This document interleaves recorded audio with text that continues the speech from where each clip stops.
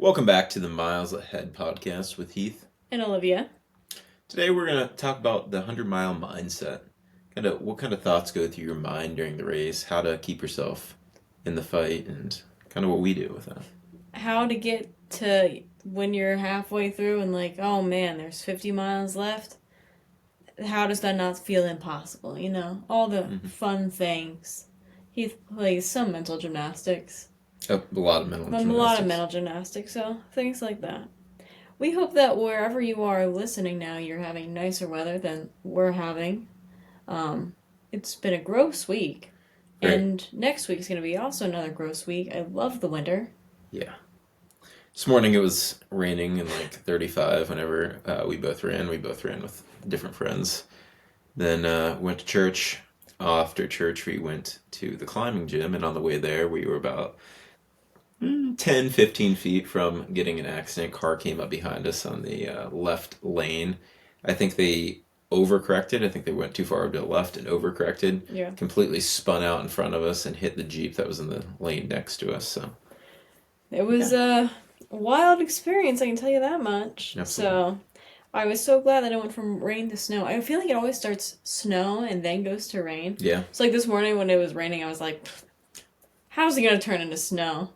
Yeah. It did. Usually it gets warmer throughout the day. Yeah. Until like 4 or 5 p.m. Then it might start getting colder, but not today. Yeah. Not today. The opposite things are happening. So that was fun. Yeah.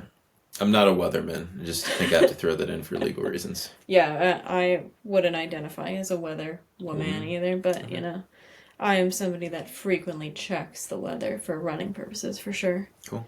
So what's your mindset at the start of the race, before it even starts? What are you thinking? I think it's just like I accept that I'm going to be out there for a long time. I feel like by like accepting that, hey, this is going to be a long day. Going into like my first one, I was like, this is just going to be days to do what you love doing most. So that really helped. I had that mindset going into JFK 50 mile. I was like, it's just a day dedicated to running, and we love to do that. We do it all the time. So what's days plural doing what you love? So yeah, I think I had a lot of like fear and like anxiety. I never once doubted that I would finish though. Like I've come to every start line thinking, yeah, I can finish, because I feel like there's a lot of detriment that happens when you come to the start line and you're like, I don't know, I'll see what happens, because you're already putting that seed of doubt in your head of like, when it gets to the tough parts, you're gonna be like, well, I didn't know if I could even do this to begin with. So, and I feel like that just like festers over time. Absolutely. I think that saying's very true, though. Well, those who say they can, those who say can, or you both usually right. So True. Yeah, if you go in thinking you might not be able to do it, and once things get tough, you're probably gonna go ahead and call it quits. So Yeah, definitely. What else do you say to yourself at the start line? Anything? yeah, I always think it's gonna be a long day. Yeah. Try to make it as short as possible. I like that. Yeah, and I try not to think about like, hey, I have 100 miles to go. Yeah. That's like a lot. I try to definitely chunk the race up. Like, hey, if it's laps, like, hey, okay, one lap down, awesome, another lap down, and then once I get to 50 miles in, I'm like, okay, like I was counting up to 50 and now I'm counting down. I think I mentioned that in one of the other podcasts, but that really helps me out. And once I get to the halfway point, I think that's a lot easier. Or during Burning River, I remember telling myself, like, hey, once I get to mile 67, like I'm 2/3 the way through, it's going to be a lot easier from that point. Not easier in a less pain point, or I'm going to run faster point, but less mentally miles. easier, yeah. Yeah. That's so interesting. I feel like in my head, like when I want to be that person, but I'm not going to be that person that like gets to mile 1 and is like 99 miles to go, because I'm like, I want to have my Andy Glaze moment. He's like, 100 miles to go, 99 miles to go, and I'm like, don't bring it up this early. Yeah. Just don't. In my head, I like giggle to myself, like, only 99 miles left to go. We're in double digits. That's easy. Yeah, I try to zone out for the beginning part of the race, just kind of lock in, run at a very comfortable pace, and just click the miles off. Like, usually I'm talking to people at least for the first little bit, or listen to music or something that kind of keeps me distracted, and just let those miles click off while my body's feeling good. Yeah. I feel like I always, like, I hate the first miles of the race the most in a 100 mile. Okay. Like, just because I'm like, I know what's coming and I know that the pain's coming. So, like, I feel like we're just like waiting and biding our time and like clicking off miles until like I feel like the real race sets in. Mm.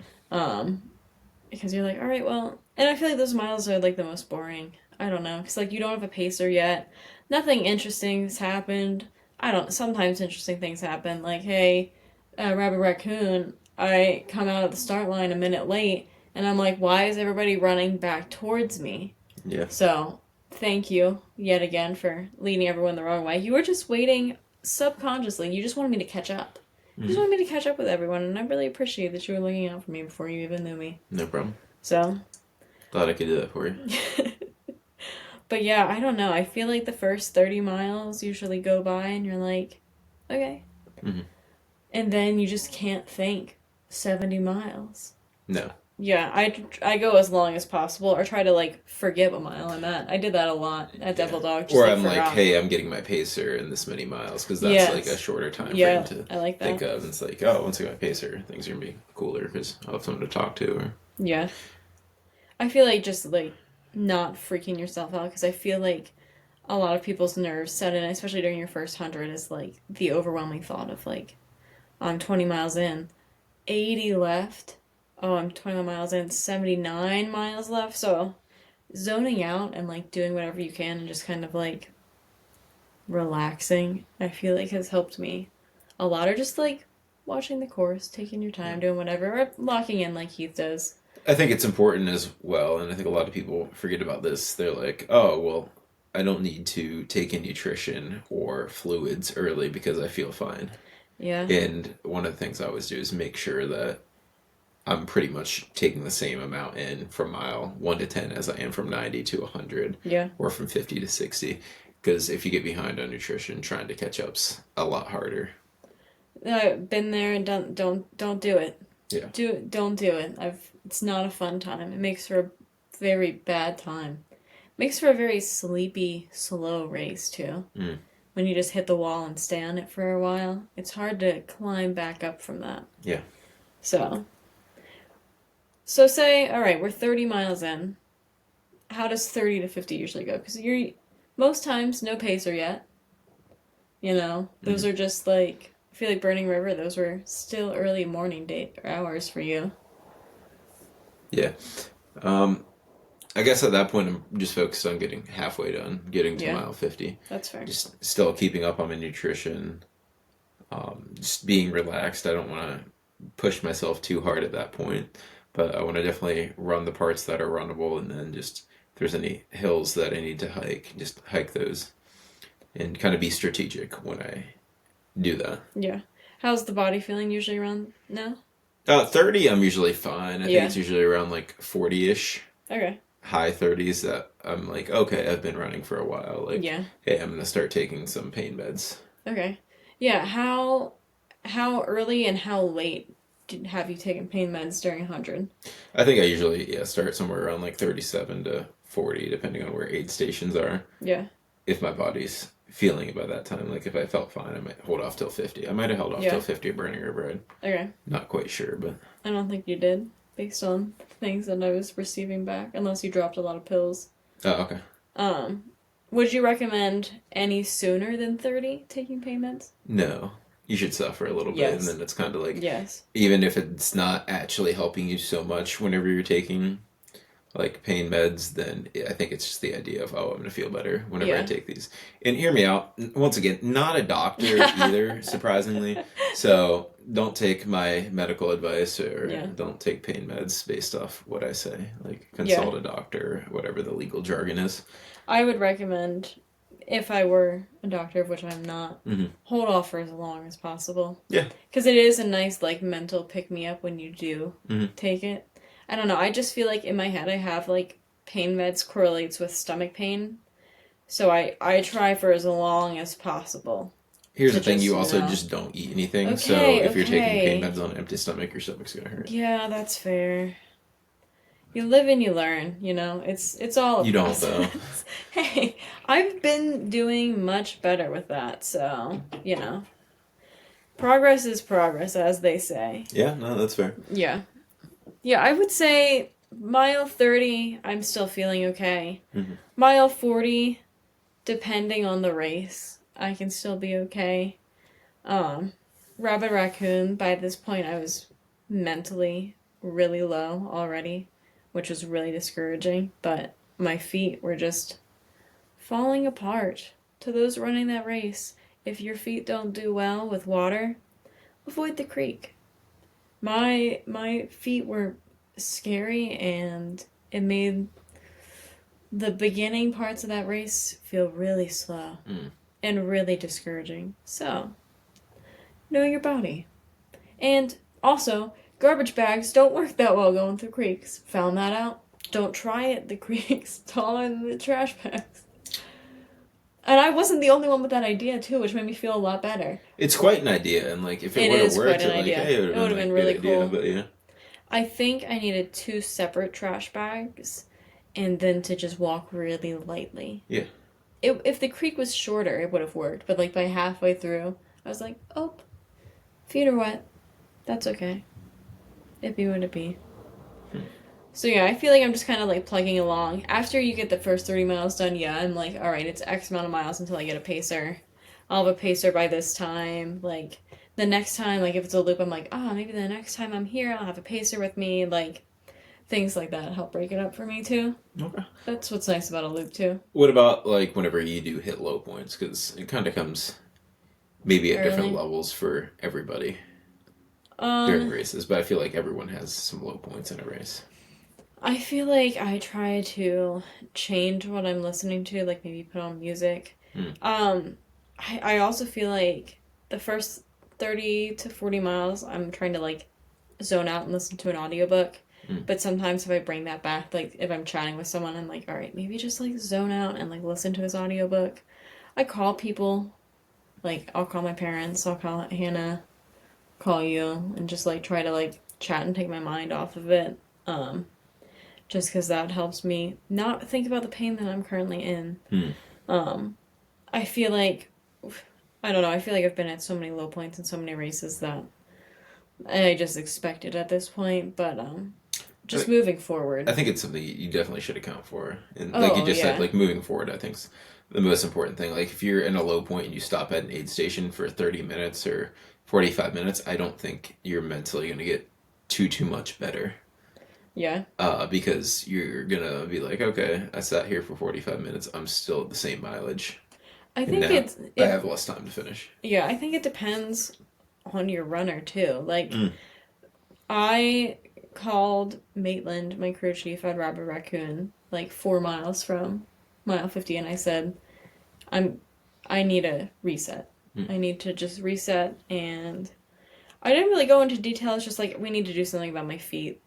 I try to be really intentional when I'm racing about not letting on to like everything that's wrong or like everything that's mentally wrong, just because like I feel like if I have a crack in the, I don't know, in the appearance, I don't know. There's a better word for it, and I can't think of it. But I'm like, if I look like I'm still moving forward, still put together in air quotes, considering how I've looked at some of these races, but like, just kind of being like, we need to address this, this, and this, and then I'll keep going. Because I think I asked Maitland after the race, I was like, I wanted to drop at mile 50. Could you tell that I wanted to drop at mile 50? She's like, no, like, you seemed fine. And I was like, okay, that's cool. So I try to, like, hold off from filling in everyone on what's going on until Yeah. everything's done or not. But, like, I don't know. She let me lay down for a while and, like, elevate my feet. And she had phoned a friend, aka her dad, and was like, how do you deal with her feet looking like this? And so trying different things and like mentally going forward, I was like, okay, like I had time to like collect myself, get everything situated, and we're gonna go back out. I was like, I've got 1 lap until I get a pacer. So that definitely helped a bit. feel like that was kind of strategic, though. It was very strategic, yeah. It wasn't like, hey, I have no idea what I'm doing. I'm just going to stop here for 15 minutes and hope Correct, it gets yeah. better. But I think all those low points eventually will pass. Maybe it Yes. takes 15 minutes, maybe it takes 2 hours, but like eventually Maybe you're it going to takes feel 5 better. hours. Yeah. I think that, yeah, it's something that I get to every ultra, or specifically every 100, and I, like, forget that there's gonna be miles that, like, just suck. I'm like, I tried to be really intentional going into my last 100. I was like, you're gonna feel this way at some point, and it's gonna be okay. You've been there before. You're gonna work through it. Things are gonna get better, I promise. So just kind of like working through that and like prepping ahead of time and knowing that, yeah, it's gonna suck, but like joy comes in the morning, as they say, or when the race is done in the dark, whatever happens first. So, yeah, just plotting ahead. But I also like to come into aid stations, especially when I'm feeling low, with like a couple things that I think are gonna make me feel better. Um, like, we're gonna put on new shoes, or we're gonna get into dry layers, or I want this to eat and this to eat, and maybe I'm gonna take pain meds, things like that, like a little checklist of we're gonna do this, this, and this. Yeah, you're right. Like just sitting in an aid station aimlessly, I feel like is never a good plan. And like I feel like I see people sitting in aid stations, and you just can see that look in their eyes, and you're like, oh no, It's oh over. no, yeah. That's the thing is like you can tell. It's really evident when you know somebody's gonna drop. So, what about you, sir? What would you say? How do you prep for low moments in a race? Because naturally they're always gonna come. Just keep going. Just 100% keep going. Find something, like you said, changing music or doing something like that has always helped me. Or maybe it's you call somebody or talk to them. I don't usually have my phone with I was me gonna say you to be able never to do have your that, but phone. like, hey, get to that next checkpoint and just find something that's gonna brighten your mood up Yeah. a little bit. Which race do you say you had your lowest moment at? That I completed, Yeah. I don't know, probably Rabbit Hurricane. Okay. I was pretty down during that race. Do you think that was happening sooner, or like was that just an over? That was like at mile like 20. That was like my lowest point. Okay. Yeah. Gotcha. Well, it's better when they happen earlier because then you can work your way out of it sooner. That's a good point. And that can kind of be nice. Yeah, and like I said, at that point, it was just I put on music, and it was like my old music from like 2016, 2017, and even that, just a little something, and it got me through some miles, and Yeah. then I was like, okay, finished another loop. Okay, I'm a fourth of the way done. Okay, look, I'm 3/8 of the way done. Just having that little check mark and seeing the progress Yeah. always helps me. I also like celebrate every mile. Like especially if you're in Mm. a low point, celebrate every mile that you're moving forward, no matter how slow. Man, I've had some painfully slow miles out there, but I'm like, hey, that's 1 mile that I don't have to run ever again. Yeah, one thing that you don't have to do legally is check your pace Yeah. for that mile. You don't have to say, hey, I just ran a 25-minute mile. That might not mentally help No. you too much. So sometimes if I knew I had not a fast mile that I was looking for, I just won't look at my watch. Or sometimes it does help to see what I actually did, because I'm like, Yeah. holy crap, I was walking the majority of that mile, and I looked down and it was like 14 minutes, and I'm like, oh, Oh, that okay, was like faster than I that's thought, better yeah. than I thought. I feel like that all comes with like knowing yourself. It's like because it's kind of like Russian roulette. It's like, do you want to do you want to not? I mean, Rapid Raccoon, I did not have any of my pacing up on my watch because I knew it was gonna die. Mm. So I just had it running on my phone. So like I couldn't really check mile per mile, which honestly, I didn't hate. So. Yeah, I think. But it also is what you're going for. I just wanted to finish and run a faster time than my first one, so. If you're coming from road racing and you're used to looking at your watch every mile and Yeah. seeing like, oh, hey, I'm right at the pace I want, like ultra running, you kind of have to turn that off because depending on elevation, terrain, Yeah. and stuff, like your miles aren't going to be consistent unless you're No. running a super flat road course or True. like towpath course. Yeah. So I think that was something that was hard for me in my earlier on days coming from road running. Yeah. That makes sense. I feel like it would be slightly discouraging. So you get to 50. Mm-hmm. What happens?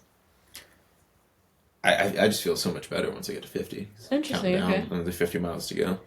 That's like I mentally. love that for you. That you're like, oh, it's only 50 left. You know, Yeah, halfway done. halfway done. Halfway done And is I always accept that, hey, I get to go slower the second half because I know I'm okay. going to positive split races and I'm fine with that. That's true. That is that is true. Yeah, no positive splitting on the races that I've been doing, but So, how do you just pace yourself earlier on in races to not go out too fast? Do you have any issues with that? I feel like I've never gone out too fast. Not even at Rum River? I still people. Well, sorry. One guy had asked me if he thought that or if I thought I went out too fast, and I really like my heart rate wasn't that high. Like I felt good. Like I don't. I think I had like 1 mile in the first 20 that was under 10 minutes, and it's because I was on a road. Hmm. I was like, okay, but I'm like, I don't know. I don't think that I still don't think that I went out too fast during that. Like, Okay. who knows? Yeah. Maybe I did, but like even if that would have been a normal 20-mile run, like I feel like I would have gotten to the end and been like, all right, cool, that was fun. Instead, I was throwing up, so who knows? Yeah. But yeah, I don't know. I try not to be super overzealous. Have worried a lot about going out too fast on certain races, like for my first 100, for my first 50 mile. They're like, don't burn yourself up on the trail. Hmm. And I remember getting to the end and being like, I have no idea if I did or if I didn't. So I think just like go at whatever pace is comfortable. Like, I feel like everybody's really conservative in the first half, but I'm also like, take advantage of when you feel good Yeah. because it's going to ebb and flow so much. That's why, like, I've ran a couple races with a group of friends, and I'm like, hey, they were running a 100 mile in October, and I told them going in, I was like, don't stick with whoever you're running with. Mm. Like, if you're feeling good, run ahead. If you're feeling bad, stay back. Like, listen to your body and kind of go from there. Because it's like, it's awkward when you're running with somebody and you're like, oh, they're going a little bit slower than I'd like, so I'm gonna like speed up. So it's just kind of like a nice, I'll see you when I see you. Like, or my famous is, you're probably gonna catch me later on. Don't worry, this isn't gonna last long. Mm. I've told that to many, many a person I was I feel running like with. that's the polite thing to say. Yeah, and it's usually true. So I feel that's interesting you say I feel like most people don't go out too hot because I yeah, feel like I feel the opposite way. that's funny. Just from kind of being more towards the front of the pack because True. like That makes Raccoon, I sense. was in second through like fifth the first 2 laps. Yeah. And I think the dude who came in the mile 25 before me, I think he DNF'd. Oh well.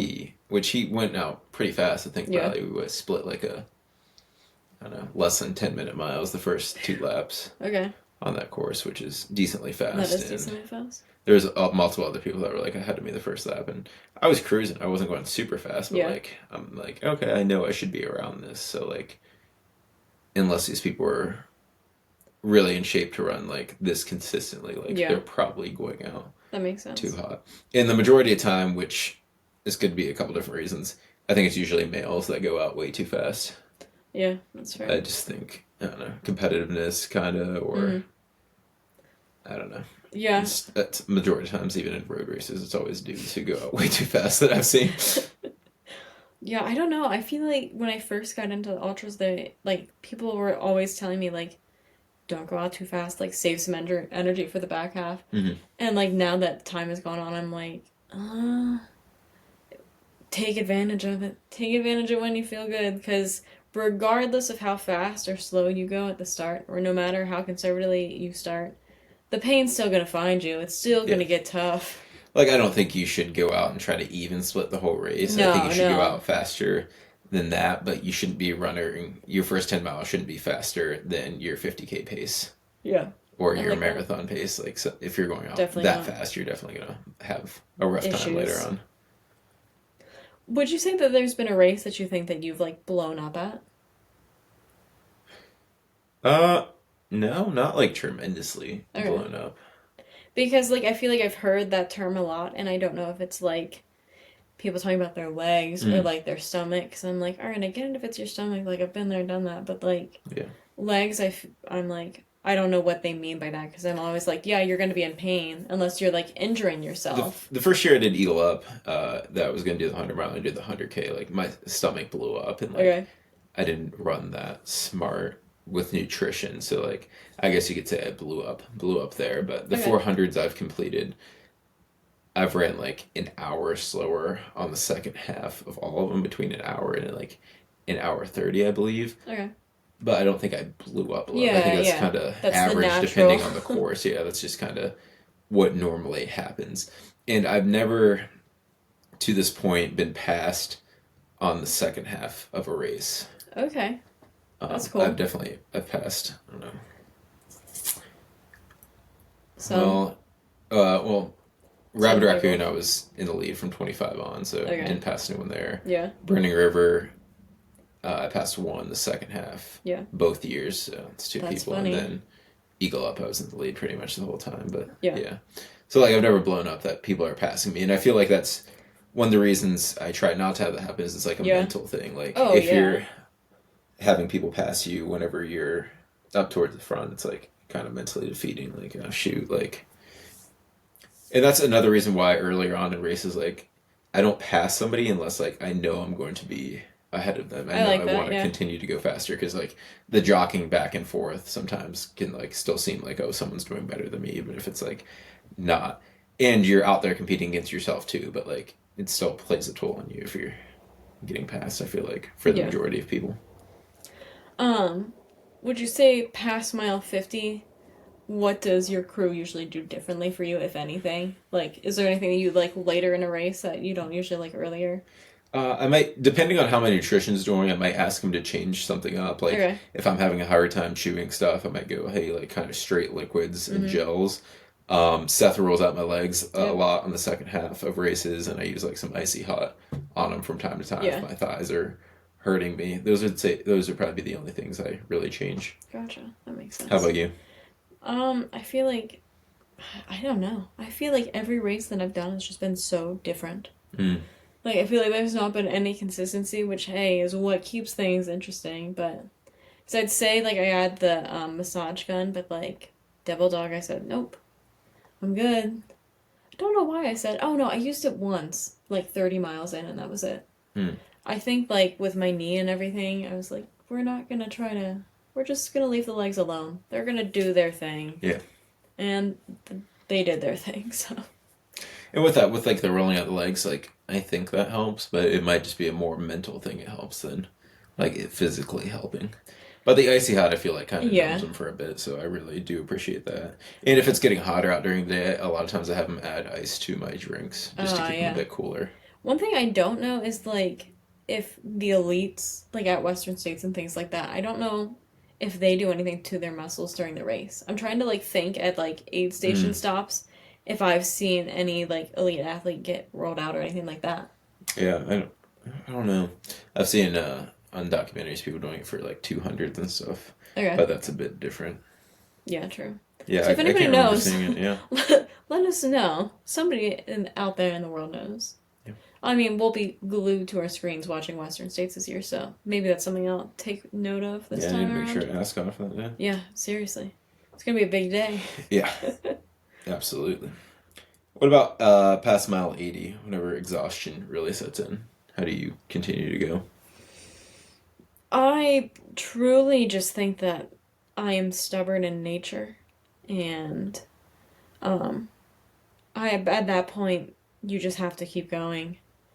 I don't. I would love to know the stats on what mileage is most has the highest percentage of drops during an ultra. That I'd would like be to it. see a graph of that. I would That'd like be to see a cool. graph of that because I feel like after mile 80, it's like it's right there. It's Hmm. almost in the bag. But I feel like a lot of people probably get caught by time cutoffs at that point. That's fair, yeah. I feel like I've been blessed enough in the hundreds that I've not had to chase cutoffs in Hmm. any of the ones that I've done. Like I've been comfortably in front of all of them by like at least 4 hours. I mean, I guess I was closer with the finish time at Rabbit Raccoon, but um, I still had 2.5 hours, I think, to finish. So not bad, but like not great. But I wasn't super concerned about that. So I think like once again, just moving forward, during Cloud Splitter, it was just dark and awful and everything was awful. But by mile 80, the sun was up. The sun was up by mile like 70, actually. Nice. It might have been up earlier than that. No, 70 to 75, the sun was rising, and that was a really rejuvenating moment. I was eating like some Twix, like sitting on a rock, trying to figure out how to navigate the rockiest trail I've ever seen. In the dark was rather terrifying, but yeah, I think like during those miles I was just like, it was a grin and bear it. More of a grit and bear it. Just kind of like keep going. Because I feel like my darkest spots, no, my darkest spots were the last miles of Devil Dog for sure. Yeah. So it's fun that it happens at different times every race, and that's what just keeps bringing me back. So I'm like, hey, if it happened at the end of Devil Dog last race, maybe next race I'll just avoid them. Just kidding, don't go with that mindset. That's a very dangerous mindset to go in with. Always come in mentally prepared. So, last 20 miles feels like it's in the bag, though. Not in the bag. 20 miles is still a long way, depending on how you look at it. How Yeah, you I feel like slice it, especially if you're looking at like cutoffs like that, you Yeah. probably have some time to spare if you're looking at cutoffs. Unless, True. well, it depends because some races have 24-hour cutoffs and some Yeah. of them have 36 or 48-hour Yeah, cutoffs. exactly. So probably depends on where you're Depends at. on your race, Depends on Absolutely. how you're planning to run your race. Yeah. So anything else for during the race of how to kind of get through those lows or to not get too high during those highs, I guess? I genuinely don't think I've ever gotten too much of a runner's high during any 100-mile. I don't know about you, but I think it's all just like pain for the most part. Or like I'm just like, oh yeah, this is going well. Think you've gotten a runner's high during a 100-mile race? Big sigh. Yeah. At the end of Eagle Up, Okay, that makes whenever sense. I knew I was then. like on the pace to get the course record, like the Okay. last 10 miles, like that was a cool moment with all the boys, like kind of going through that, knowing it was going to Yeah. happen those last 5 miles. It was like, okay, feel like crap for the next 5 miles, and you get to write your name down for doing this. Like, Yeah. and it was my first 100 ever as that's well, exciting. so it's very cool. When does the pain usually start to set in for you? Like And where? mile 40, and it depends on the race. Like, Okay. mile 40 for Rabid Raccoon last year it got worse. Like I started feeling my muscles tightening up, but then like mile 60 was my shins were hurting me like really bad. I think from all the downhills. Like your entire shin, top, bottom? Like lower shin. Okay. A lot. And then like thought I had like shin splints around. Like oh my shins might be fractured. It was terrible on the downhills. Yeah, that makes and sense. then for Burning River, it was like mile 50 to 60 both years, and it was my quads were killing me, and I'm still kind of confused why that happened. Yeah, I don't know. And then Feet Eagle Up just the first do year its- was just I don't know. I think it was my hamstrings. Like Interesting. very tight, but yeah. So that is interesting. I think a lot of it depends on the course and what Yeah, for muscles sure. you're using, and if it's a super flat course, you're going to be using just the same muscles over and over Yeah. again. If it's a hilly course, one thing I would say too on hilly courses, my calves are not the strongest with running, so I do not go on my toes when I'm doing uphills. Like a Interesting, lot of okay. people want to be on their toes when they're doing uphills because you can go faster. Like I avoid being on my toes at all. I learned that early on in my ultra running career is my calves will kill me, and I don't like that feeling. So Interesting. try to stay off them. Yeah, I don't know. I feel like for the most part it's like my ankles start to hurt. Also, it's a given your feet are gonna hurt. Yeah, for sure. By like 50 miles in, your feet are gonna hurt no matter what. I don't think that. Maybe sometimes earlier, and you're just like, wow, my poor feet, I'm so sorry that I'm doing this to you. But, I kind of be what it be. But I feel like my feet and my ankles are usually what hurts the most. Like, I think I was just tight during my last 100, or just like, overall, like, achy, but I feel like it wasn't anything super specific outside of, like, my feet. Yeah, I try to definitely, during the lows or the highs, one of the things I would say is definitely still focus on nutrition and getting in liquids. True. And calories and sodium, for sure. Yeah.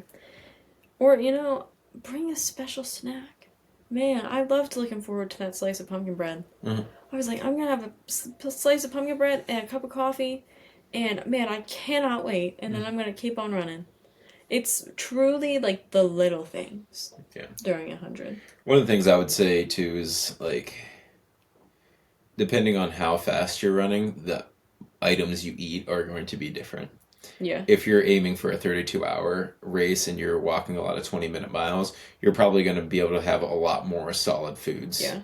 and stuff. If you're trying to run 18-hour, 16-hour, and stuff like that, depending on your stomach, everyone's different. Some people can have a lot of solid foods at that. But I feel like once you get in those lower times, what your stomach's going to accept is going to be a lot Dwindles. less. Yeah. Yeah. Because like the problem is things in your head sound good, Mhm. but you have to be like, no, no, my stomach's gonna say no. Yeah. So For me, nothing solid sounds good That's- anytime I'm running or thinking about running anytime soon. that's fair, yeah. And don't try anything new. At Rim to River, I tried ginger ale, and that was an awful idea. I don't know why. I think it's because I had like mentally accepted that I was like giving up, and then still ran 30 more miles. Ran also in quotations 30 miles after that. I was like, what's it gonna hurt? Yeah. The answer is a lot.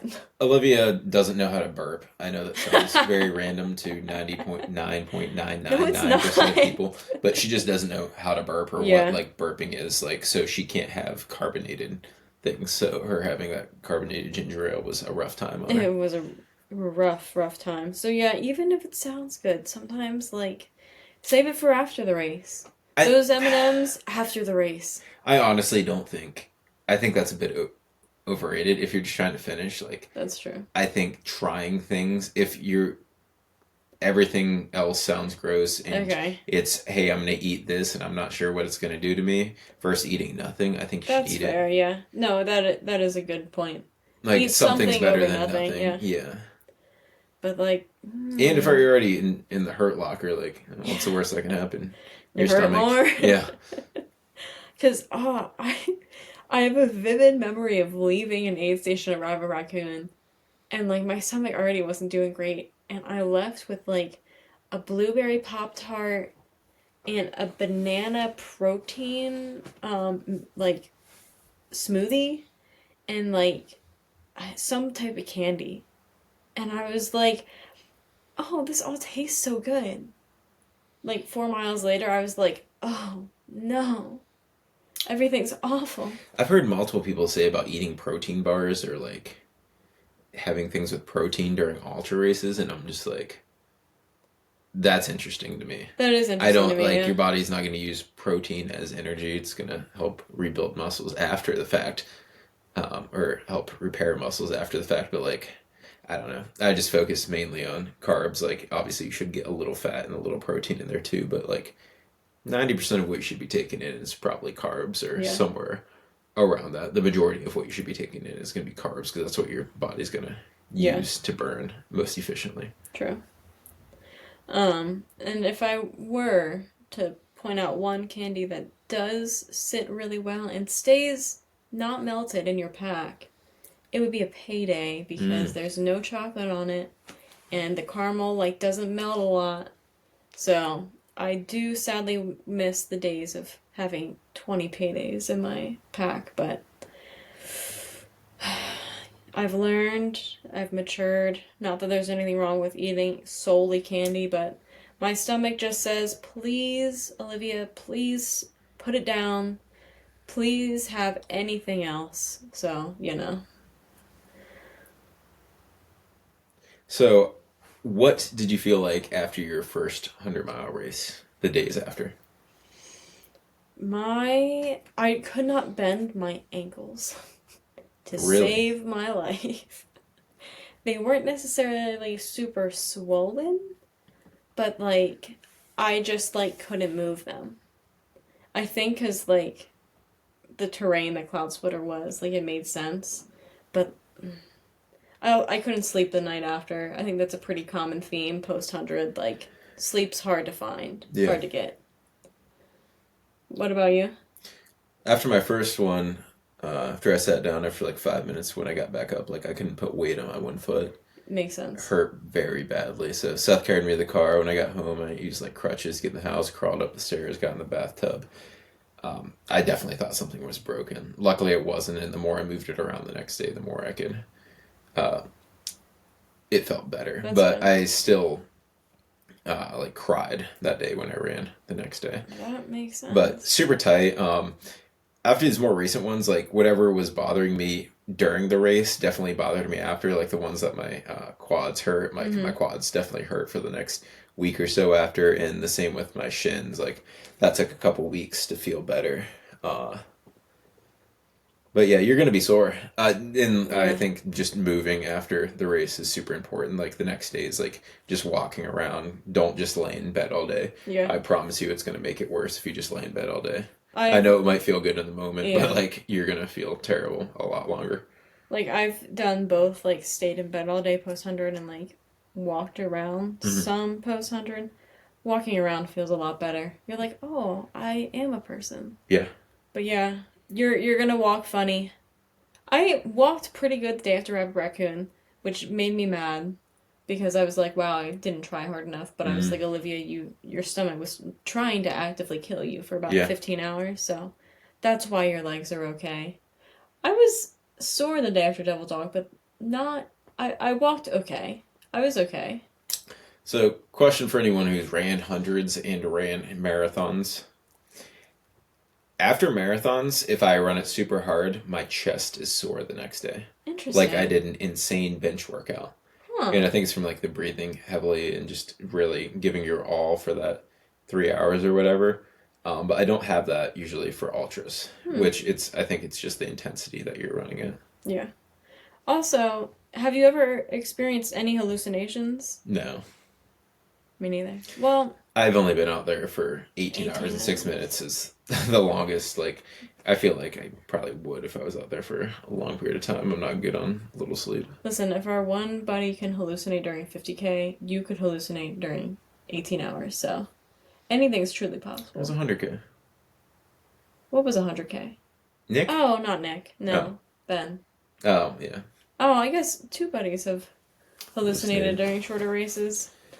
Yeah, I at one point I thought that a tree was like a trail sign, but I Mm. like crossed the creek and was like, "Oh, silly, that's actually like a tree." My pacer was like, "Yeah, I was confused when you said that," and I was like, "Just from the angle, la da da da." It was light outside. Hmm. I just like looked at it weird, and I was like, I noticed. I was like, "Okay, I you're think you good." could probably have it happen earlier on in races or during shorter races if you get dehydrated. Yeah, I feel like that can definitely. because I feel like people talk about hallucinations and it's just like random things that like pop up and to view, but I feel like for me it's more like I'll like look at something and be like, I think that's what that is, but it might not be that. Hmm. But I'm like, I'm far away. I've been up for a while. So I'm like, just keep running, you're good. Just keep swimming. Yeah, just keep swimming for sure. So, would you say what was your biggest lesson you learned after completing your first 100? You can come out of a low point. Yeah. I never really had any like low points during 50Ks or 50 milers that I did. And then at that race, like from mile 60 on through like 85, I was in a low almost the majority of the time and definitely got worse at points. I went from an like 9 minute mile average to like an 11-minute mile average, and I that was like the fastest I thought I could go. Mm. And then after I got some more nutrition in me and some more sodium in me, and started drinking right and got pushed the right amount by my pacers, then I dropped back down to under 9 minutes. So Yeah. that was kind of like, okay, you can come back from like feeling like crap, like Yeah.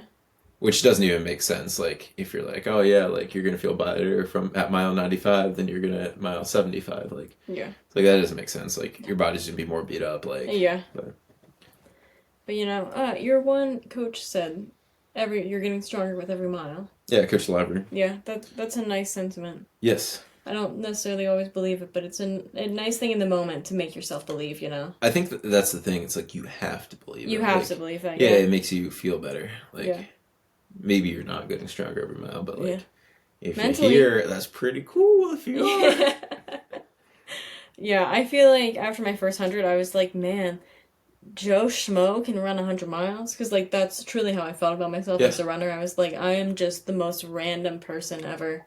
The most like, I don't look like a runner. Like, I'm just kind of here doing this. Mm-hmm. I was like, I didn't follow a training plan. I went into it, I was like, I know I can, and let's see if whatever this training is that I put together works. Yeah. So it was just kind of like a really cool experiment that I got to see like come true, which is like then what made me obsess over, oh, I should run it again to make sure it's not a fluke.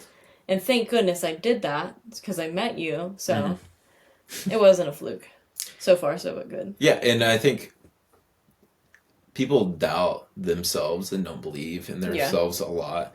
I think it's physically possible for probably 90% of people under the age of 40, if they train for multiple years, to complete a 100-miler and a 36-hour cutoff. If it's not like a tough terrain race, if they actually trained and put their mind to it. For sure. But 99% of people would say, there's no way I could ever do that with any amount of training. Exactly.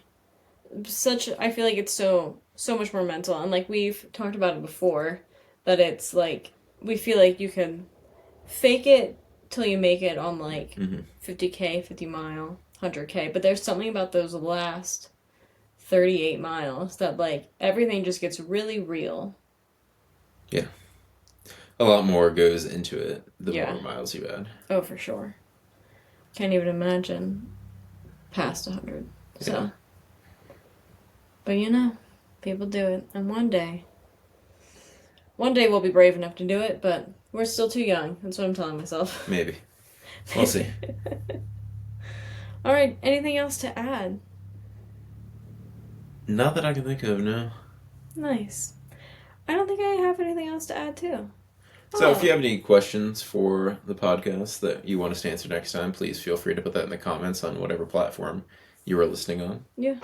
We need to come up with some fun, like, outro that's like, and we'll see ya, and we'll see ya in a couple miles. We'll see ya.